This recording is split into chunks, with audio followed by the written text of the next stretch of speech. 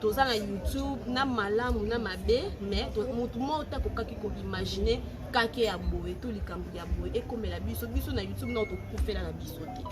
eza mbali boso tokufela mutu donc fait poids lourd mo boye na YouTube donc toyeba te tokobanda wapi basalaka mama matanga ngo ndenge nini tokomika loka bazoba biso nyonso na ebisa bango boye bato nyonso batala biso o bazali bakwe ozala na biso baede biso biso na tokufela na biso makambo ondo ezalaka te donc boede biso toza déjà na famille et tout tozela na mikolo baya po toyeba ndeni si omoni bilongo na biso toza vraiment bilongo eza toza depuis ntango donc toza ka boye eloko te muna mutuka place ekutela biso nde bobenga toza bagroupe tosala déjà oyo ekosunga biso bato baolinga bakota pe mpona kopesaka baide tout comme ça ede pinzo donc nana ça bino moi résumé moke parce que nous on était là ngana mo je pense que toza batali boso tokomaki na mama et puis tokomaki na kibati kuna place madame akufaki nde infirmière moko alobi abi abino boloba loba nini madame ezamba libosa bota te abota en fait si je comprends bien nde bango basi biso ki madame akufa déjà depuis hier na 21h akufa déjà depuis 21h et tout bango bazaki na bango na contact moko te na famille bayebaki te na minute sana baobenga nani to baosala ndenge nde bakendaki na corps s'occuper na maman si je apparemment déjà ça akufaki na ye bakendaki na bango kani ebembe akufa na hôpital comme si bango kuna basali ka peut-être pour na hôpital bazume ka basakite nango yango batindaki corps na mama ye mo nde ndeko na ye mo amwasi azalaki na grande sœur ya madame abike ye akomaki ana na 5h asignaki bapapier nde batiaki madame na morgue akoti mpe na morgue atali amoni kende kuna akufi mais mwana abotamaki abotami mwana mobali mwana aza bien important par rapport à barumeur edimi ke mwana akufi te mwana aza na couveuse et tout tosambelaka nzambe aprotéger mwana abatela mwana en tout cas eza loka kake mwana matoi na biso donc toyeba te likambo oyo tobanda nango wapi bon mpona biso ba youtubeur tojujaki bon kotika corps ya madame na mama emote parce que na ndenge asalaki hémorragie bongo esenga hôpital moko ya monene oyo baza na bamorgue ya bien po balandela ye parce que mama emo ezala na moko banégligence moko par rapport ya olandela basuivi ya bacorps et puis madame je pense que aza moto aomérité to rendre ye bahommage o azo mérité eza mama emote bon biso toyokanaki tonk ba youtubeur tosangana oyo tozala ngo ya moke tosangisa po tolongola corps ya madame na mama emoto qui dans la cinquantenaire to nangaliema mais tokoki kosala nyonso tuti biso todépendre na famille etant tosola na famille kuna famille balobi ok tokosola mama wana na hôpital te toya awa na adresse famille pesa biso ala kitambo mpona toyeba ndeni tosala donc toza na résidence ya petit frère ya madame toye awa tozela famille soki aire ekokoka soki aire ekopermettre aire mosusu mpe loka kufe elongwa nango tokolongola corps ka lelo parce qu'on a eu quelques contacts depuis la cinquantenaire bato mosusu mpe tozwi déjà quelques contacts pour savoir comment ça se passe bato omeka toyebi te comment ça se passe bato bana expérience ya makambo oyo boye ede biso fait toyeba ndeni tokosala po togérer likambo eleki kilo makasi en fait toyeba te c'est trop lourd madame atiki bana 7 donc c'est nzambe nayebi ti so naloba nini mo aswa kobakisa to nayebi elo olobi ezaka bacourage ebele ka nde tembo alobi mare madame atiki bana 7 nde toza awa toye mpona esengo te mais toye bokomona na nsima toza na famille toza mpe na famille ya madame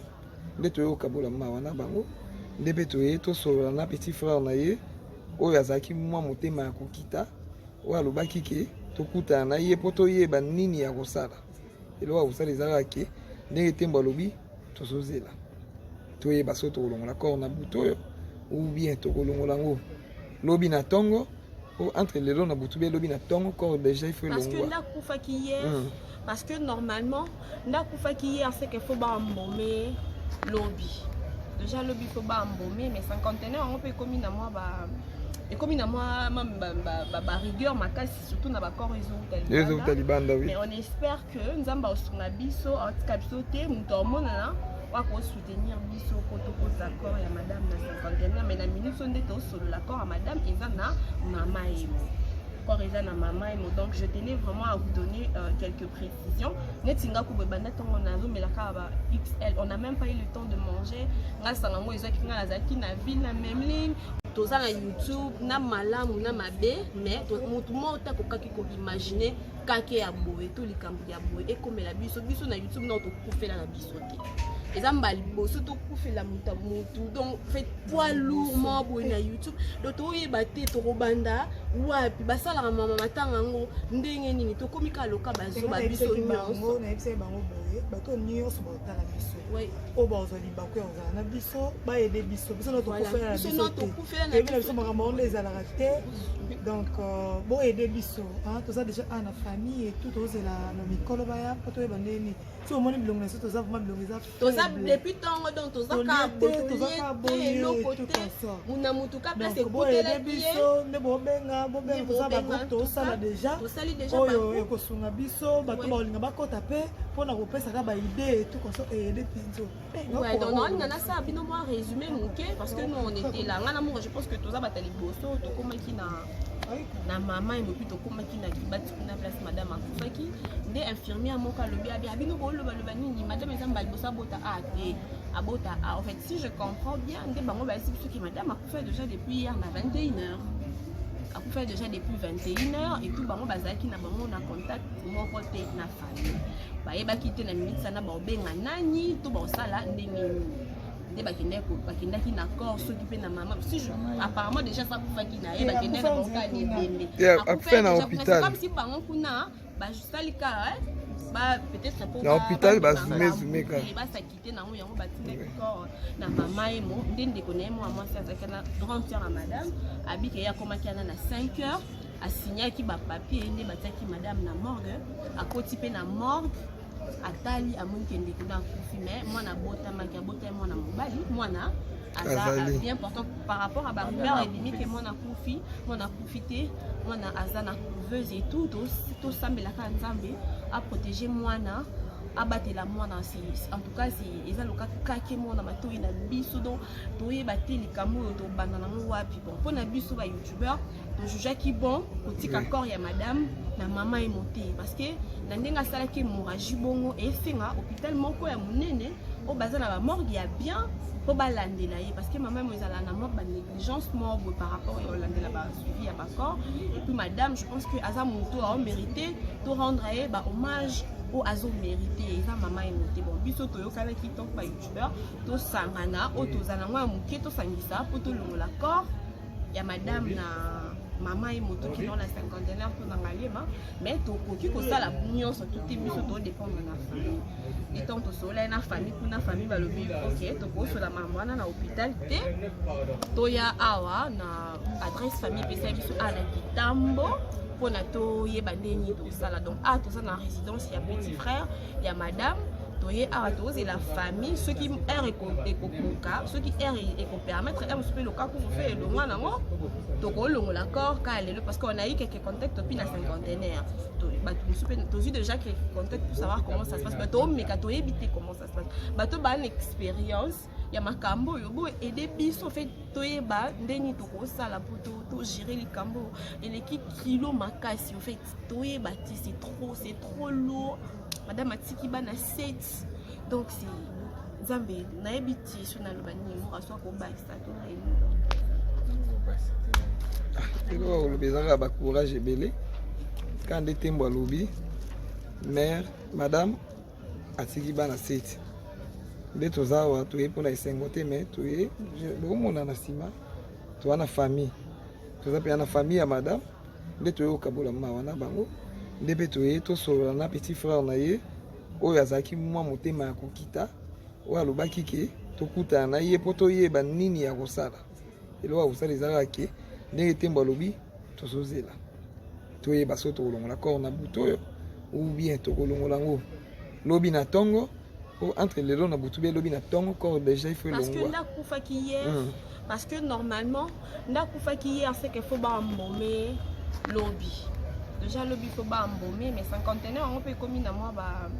et commis na moi ba rigueur makasi surtout na ba corps les talibanda oui mais on espère que nzamba osunga biso en tout cas biso te muto mona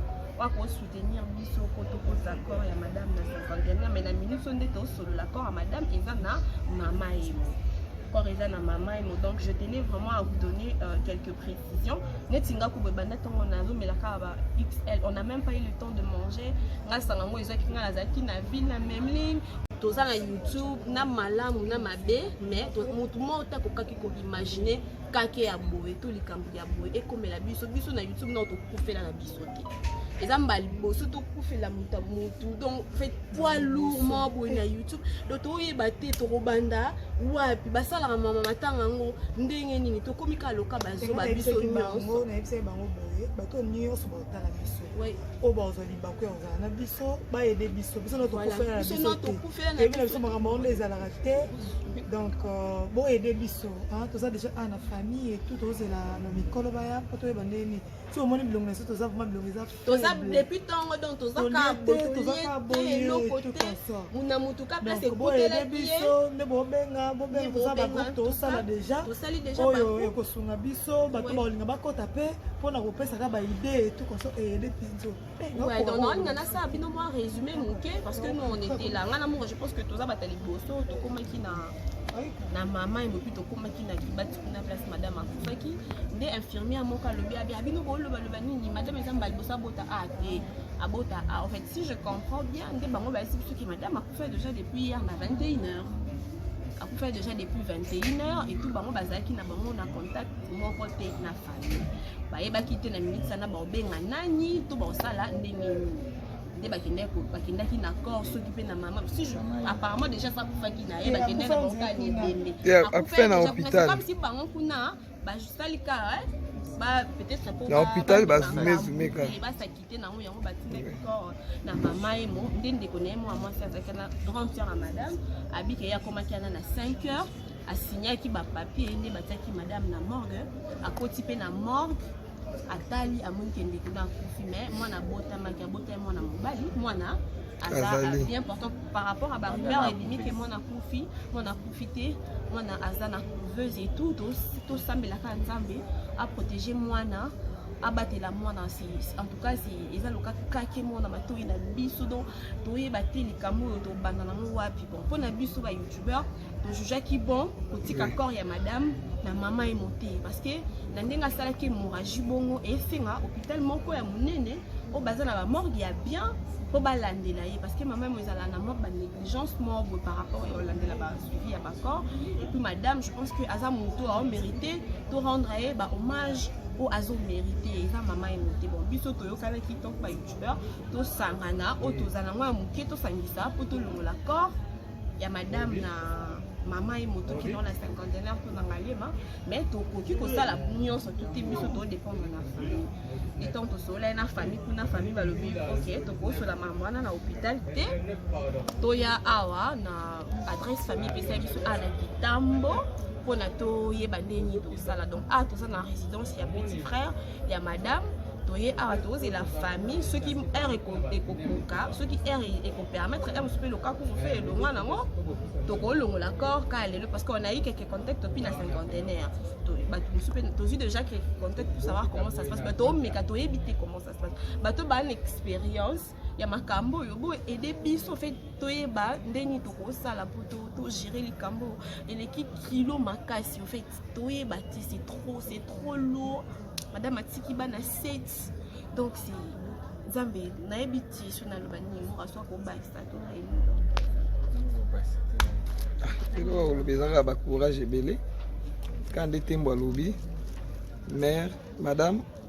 Atiki bana 7 de tozawa to e pona isengo te mais to e bomona na sima to ana famille to za pe ana famille ya madame de to e kabola mama wana bango ndebe toye to solo na petit frère na ye oyo azaki mwa motema ya kokita oyo alobaki ke tokutana na ye po toyeba nini ya kosala elo akosala ezalaka ke ndenge tembo alobi tozozela toyeba so tokolongola corps na butu oyo ou bien tokolongola yango lobi na ntongo o entre lelo na butu be lobi na ntongo corps déjà il faut parce longwa que ndakufaki hier parce que normalement ndakufaki hier c'est qu'il faut ba mbomé lobi déjà le bifo ba mbomé mais cinquantenaire on peut commis na moi ba et comme il a moi rigueur makasi surtout na bakor les talibanda oui mais on espère que nzamba osunga biso atika biso te muto omonana wako soutenir biso koto accord ya madame na 51 mais na minute sonde to solo l'accord à madame eza na mama emo corps eza na mama emo donc je tenais vraiment à vous donner quelques précisions netinga ko bebanda tongo nazo melaka ba XL on n'a même pas eu le temps de manger nga sangango ezaki nga nazaki na ville na même ligne toza na YouTube na malamu na mabe mais mutu mota kokaki ko imaginer kake ya boye to likambo ya boye ekomela biso na YouTube na to kufela na biso te ezamba liboso to kufela mutu donc fait poids lourd mo boye na YouTube donc to yeba te to robanda wapi basala mama matanga ngo ndenge nini to komika loka bazo ba biso nyonso na epse bango boye bato nyonso ba la biso oui o bazo libako na biso ba aider biso na to kufela na biso te biso makambo on les ala te donc bon aider biso hein to ça déjà na famille et tout c'est la mikolo ba ya to yeba ndeni si au moins bilongo na so to za vraiment bilongo za to za depuis tango donc to za ka boye lo côté muna mutuka place ekutela biso ne bobenga to za ba groupe to sala déjà oyo ekosunga biso bato ba olinga bakota pe pona kopesa ka ba idée tout comme ça et aider pinzo ouais donc on a ça bino moi résumé muke parce que nous on était là ngana mo je pense que to za batali boso to komaki na maman et puis to komaki na kibati kuna place madame akufaki nde infirmière moka lobi abino ko loba nini madame ezamba libosa bota te abota en fait si je comprends bien nde bango ba ce que madame akufa déjà depuis hier na 21h akufa déjà depuis 21h et tout bango bazaki na bango na contact moko te na famille ba yeba kite na minute sana ba obenga nani to ba osala ndenge nde bakendaki na corps soki pe na mama si je apparemment déjà ça kufaki na ye bakendaki na bango ndembe akufa na hôpital comme si bango kuna ba justali ka ba peut-être pour na hôpital ba zume ka ba sakite na ngo yango batindaki corps na mama emo ndende konaye mo amwasi azaki na 30 heures à madame abike ya komaki ana na 5 heures asignaki ba papier nde batiaki madame na morgue akoti pe na morgue atali amoni kende kuna kufi mais mwana botamaki abota mwana mobali mwana aza bien important par rapport à ba rumeur et demi que mwana kufi te mwana aza na couveuse et tout sambelaka nzambe a protéger mwana abatela mwana en tout cas c'est eza loka kake mwana matoi na biso donc toyeba te likambo to banda na wapi bon pona biso ba youtubeur to juge ki bon kotika corps ya madame na mama est montée parce que na ndenga sala ki hémorragie bongo et finga hôpital moko ya munene o bazana ba morgue ya bien po balandela ye parce que maman ezala na mort ba négligence mort par rapport à landela ba suivi ya ba corps et puis madame je pense que aza moto a mérité de rendre ye ba hommage au azo mérité eza maman est montée bon biso to yokala ki tok ba youtubeur to sangana o to zana ngwa muke to sangisa po to longola corps ya madame na maman et moto qui dans la cinquantenaire pour dans l'alema mais to koki ko sala nyonso tout est biso to dépendre na famille et tant to sola na famille kuna famille ba lobi OK to ko sola maman na hôpital te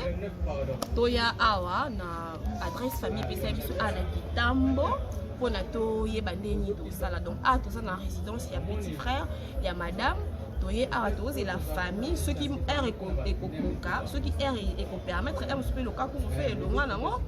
to ko longo l'accord ka lelo parce qu'on a eu quelques contacts depuis la cinquantenaire to ba to déjà quelques contacts pour savoir comment ça se passe ba to meka to éviter comment ça se passe ba to ba l'expérience ya makambo yo bo aider biso fait toyeba ndeni to ko sala pour to gérer les cambo et les kilo makasi en fait toyeba c'est trop lourd madame atiki bana 7 donc c'est Zambé naebiti sur na lobani mo raswa ko ba stato na elo lo bezanga ba courage ebele quand de tembo lobi mère madame atiki bana 7 nde tozawa toye mpona esengo te mais toye bokomona na nsima toza na famille toza mpe na famille ya madame nde toye kokabola mawa na bango nde mpe toye tosolola na petit frère na ye oyo azalaki mwa motema ya kokita oyo alobaki ke tokutana na ye mpo toyeba nini ya kosala eloko ya kosala ezalaka ke ndenge tembo alobi tozozela toyeba so tokolongola corps na butu oyo ou bien tokolongola yango lobi na ntongo entre les deux, on a beaucoup de lobby, encore déjà il faut le parce que ndakufa qui hier, parce que normalement ndakufa qui hier c'est qu'il faut pas embaumer lobby. Déjà lobby faut pas embaumer, mais 51 on peut commis à moi et comme il a moi rigueur ma casse surtout na ba corps ils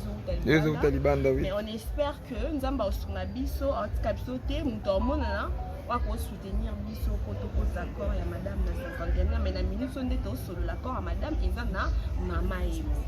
corps na maman et moi donc je tenais vraiment à vous donner quelques précisions netinga ko bebanda tongo nazo mais la kaba XL on n'a même pas eu le temps de manger ngasa ngo ezaki ngala zaki na ville na même ligne toza na YouTube na malamu na mabe mais mutu mota kokaki ko imaginer kake ya boye to likambo ya boye ekomela biso na YouTube na to kufela na biso te ezamba liboso to kufela mutu donc fait poids lourd mo boye na YouTube do to yeba te to robanda wapi basala ka mama matanga ngo ndenge nini to komika loka bazo ba biso nyonso na yebisa bango boye bato nyonso batala biso oui o bazali bakwe ozala na biso ba aider biso na to kufela na biso biso makambo les ala te donc bon aider biso hein tout ça déjà na famille et tout ose la mikolo baya poto yeba ndeni si au moins bilongo na so to za vraiment bilongo za to za depuis tango donc to za ka boye lo côté muna mutuka place écouter la biso ne bo benga to za ba to sala déjà oyo ekosunga biso bato baolinga bakota pe pona kopesa ka ba idée tout comme ça aider pinzo ouais donc on a ça bino moi résumé muke parce que nous on était là ngana mo je pense que to za batali boso to komaki na maman et puis to komaki na kibati kuna place madame akufaki nde infirmière moka lobi abi abino bolo baloba nini madame ezamba libosa bota te abota en fait si je comprends bien nde bango ba sipso ki madame akufa déjà depuis hier na 21h akufa déjà depuis 21h et tout bango bazaki na bango na contact moko te na famille bayebaki te na minute sana ba obenga nani to ba osala ndenge bakendaki na corps s'occuper na maman si je apparemment déjà ça kufaki na ye bakendaki na boka ni bembe akufa na hôpital comme si bango kuna ba justalika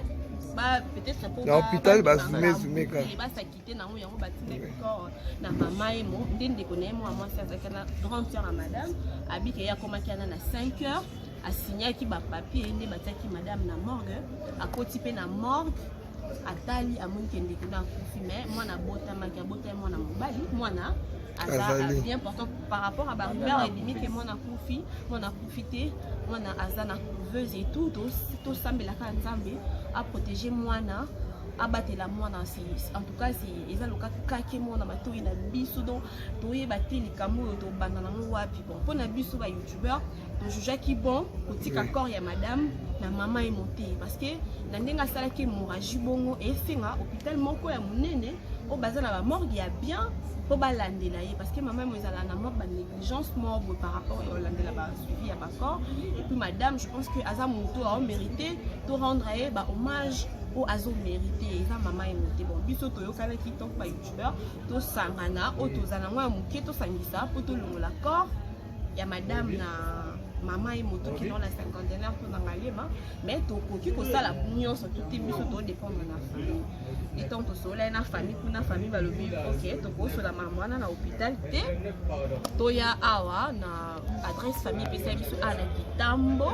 pona to yeba ndeni to sala donc to ça na résidence ya petit frère ya madame toye awa toze la famille ceux qui ekokoka ceux qui permettre un le cas pour faire le mois nango to ko longo l'accord ka lelo parce qu'on a eu quelques contacts depuis la cinquantenaire to vu déjà quelques contacts pour savoir comment ça se passe bato mais to éviter comment ça se passe bato ba une expérience ya makambo yo bo aider biso fait toye ba ndeni to ko sala pour to gérer les cambo et l'équipe kilo makasi en fait toye ba c'est trop lourd madame atiki bana 7 donc c'est Zambé naebiti sur na lobani mo aswa ko ba ça to na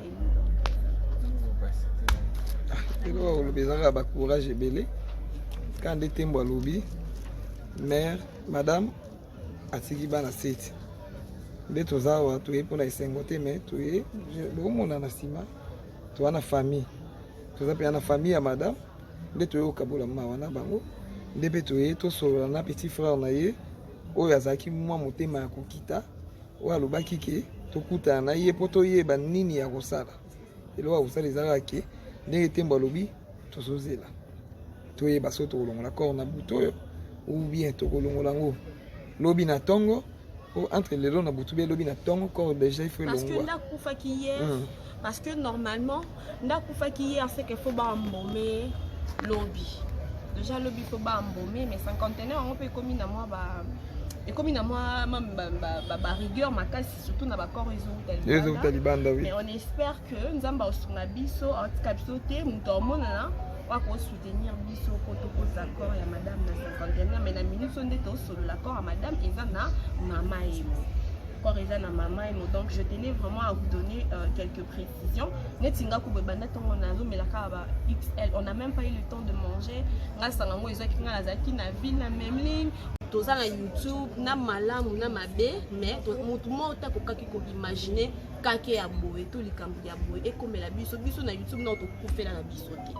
ezamba liboso to kufela mutu donc fait poids lourd mo boye na YouTube donc to yeba te to robanda wapi basala mama matanga ngo ndenge nini to komika loka bazo ba biso nyonso na epse bango boye bato nyonso batala biso oui o bazo libako ya na biso ba aider biso na to kufela na biso et bien biso makambo les ala raté donc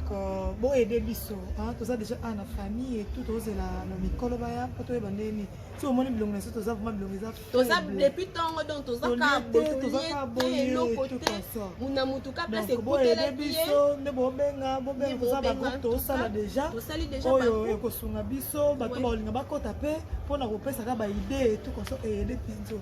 ouais donc on a ça bino moi résumé muke parce que nous on était là ngana moi je pense que toza batali boso to komaki na mama emopi to komaki na kibati kuna place madame akufaki nde infirmière moka lobi abino boloba nini madame ezamba libosa bota te abota en fait si je comprends bien nde bango basi biso ki madame akufa déjà depuis hier na 21h akufa déjà depuis 21h et tout bango bazaki na bango na contact moko te na famille bayebaki te na minute sana baobenga nani to baosala ndenge bakendaki na corps s'occuper na maman si je apparemment déjà ça kufaki na ye bakendaki na boka ni bende akufa na hôpital comme si bango kuna ba justalika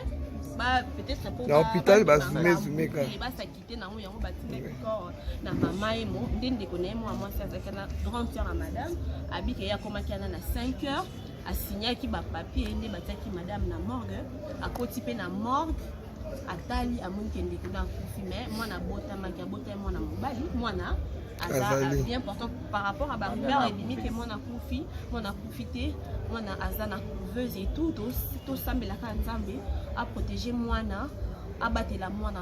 en tout cas c'est eza loka kake mwana matoi na biso donc toyeba te likambo to banda na wapi bon pona biso ba youtubeur to juge qui bon kotika corps ya madame na mama est montée parce que na ndenga sala ke hémorragie bongo et finga hôpital moko ya munene au bazin na ba morgue ya bien po balandela ye parce que maman mo ezala na mort ba négligence morgue par rapport au landela ba suivi ya ba corps et puis madame je pense que aza moto a mérité to rendre ye ba hommage au azo mérité eza maman est montée bon biso to yokala ki to ba youtubeur to sangana o to zana ngwa muke to sangisa po to longola corps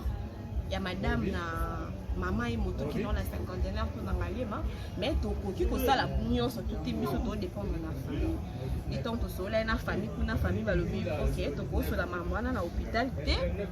to ya awa na adresse famille pesa biso ala kitambo pona to yeba ndeni to sala donc to ça na résidence ya petit frère ya madame toye awa toze la famille ceux qui air ekokoka ceux qui air permettre un peu le cas pour faire le mois nango to ko longo l'accord ka lelo parce qu'on a eu quelques contacts depuis la cinquantenaire to eu déjà quelques contacts pour savoir comment ça se passe bato mais ka to éviter comment ça se passe bato ba l'expérience ya makambo yo bo aider biso fait toye ba ndeni to ko sala pour to gérer les cambo et les kilo makasi en fait toye ba c'est trop lourd madame atiki bana 7 donc c'est Zambé naebiti sur na lobani mo aswa ko ba stato na elo lo bezanga ba courage ebele quand de tembo lobi mère madame atiki bana 7 nde tozawa toye mpona esengo te mais toye bomona na nsima toza na famille toza mpe na famille ya madame nde toye kokabola mawa na bango nde mpe toye tosolola na petit frère na ye oyo azalaki mwa motema ya kokita oyo alobaki ke tokutana na ye mpo toyeba nini ya kosala eloko ya kosala ezalaka ke ndenge tembo alobi tozozela toyeba so tokolongola corps na butu oyo ou bien tokolongola yango lobi na ntongo o entre lelo na butu be lobi na ntongo corps déjà il faut parce elongwa que ndakufaki hier parce que normalement ndakufaki hier c'est qu'il faut bambome lobi déjà lobi faut bambome mais 51 on peut commis na moi ba et comme il y a moi rigueur makasi surtout na ba corps ils ont talibanda oui mais on espère que nous avons sur la biso en tout cas biso té mutomona na pour soutenir biso pour l'accord ya madame na 51 mais la minute on est sur l'accord à madame et ça na maman et maman et donc je tenais vraiment à vous donner quelques précisions netinga ko bebanda tongo nazo mais la kaba XL on n'a même pas eu le temps de manger nga sangango ezaki nga lazaki na ville la même ligne